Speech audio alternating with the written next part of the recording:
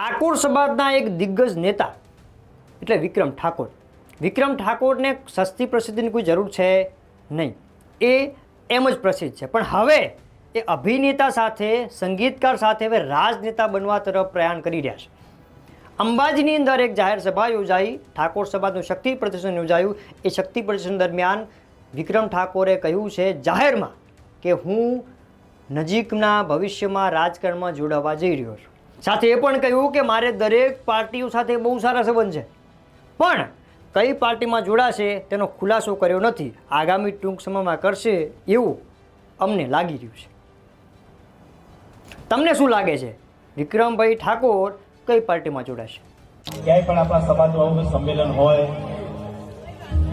તો ત્યાં જતો ત્યાં પત્રકારો મળી જાય ને ભાઈ, તો એક જ સવાલ પૂછે, બાપુ ટિકિટ લેવાના? પણ જો રાજકારણમાં આજ નહીં તો કાલે જોડાઈશ,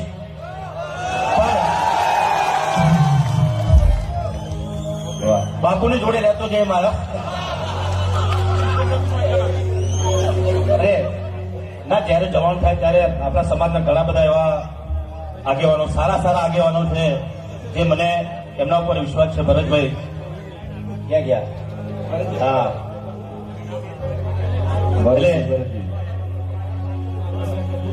અત્યારથી પણ નોંધ થાય છે કે થોડું જોવા ગયું. એટલે બસ પહેલા તો એટલું જ કઈ, એક થશો તો નીકળેશો, બરાબર? એટલે આપણો દરબાર હોય, ઠાકોર હોય, ક્ષત્રિય, બધા આપણે એક જ છીએ ને હંમેશા એક રહેવાનું છે. એક રહેશો ને તો આ અત્યારે તમે જો બીજા સમાજો આગળ છે એનું કારણ કે બધા એક થઈ ગયા છે, બરાબર? ને આપણે બધા વાડા પાડી દીધા છે, તો આ વાડા ના પડવા જોઈએ, એક થઈને રહ્યો.